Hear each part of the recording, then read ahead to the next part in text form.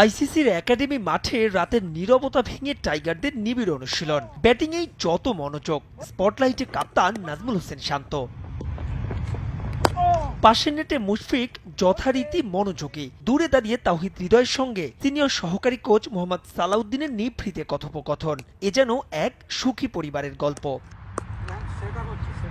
Champions ট্রফির mega আসরকে সামনে রেখে তৃতীয় দিনের মতো অনুশীলন, তবে প্রথমবার কৃত্রিম আলোয়। লক্ষ্য দুইটা, এক, দিবারাত্রি টুর্নামেন্টের জন্য নিজেদের যতটা খাপ খাইয়ে নেওয়া যায়, সঙ্গে একমাত্র প্রস্তুতি ম্যাচের গেম প্ল্যানও সেট করা।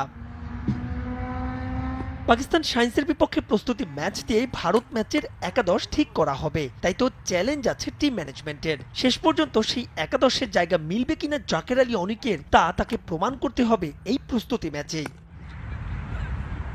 অবশ্য নামে পাকিস্তান শাইন্স হলেও এই দলটা কিন্তু যথেষ্ট ব্যালেন্স। মূল দলের কোনো ক্রিকেটার না থাকলেও মোহাম্মদ হারিস, আমির জামাল, উসামা মির, আলী রাজারা বিশ্ব ক্রিকেটের পরিচিত মুখ। তাই তো মূল লড়াইয়ে মাঠে নামার আগে না পা হরকানোর ব্যাপারেও সাবধানী থাকতে হবে ফিল সিমন্সকে।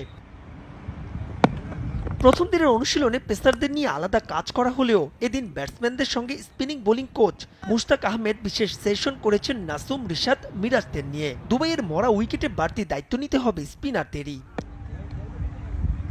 প্রস্তুতি ম্যাচ শেষে ২০ ফেব্রুয়ারি ভারতের বিপক্ষে প্রথম লড়াই টাইগারদের। এর আগে অবশ্য আরো দুটো সেশন অনুশীলনের সুযোগ পাবেন শান্ত বাহিনী। এরপর ২৪ আর ২৭ তারিখ যথাক্রমে নিউজিল্যান্ড আর স্বাগতিক দলের বিপক্ষে লড়াই। যদিও দুবাই নয়, সেই দুটো ম্যাচই হবে বাংলাদেশের জন্য লাকি ভেন্যু রাওয়ালপিন্ডিতে। মাহবুব রিমন, সময় সংবাদ।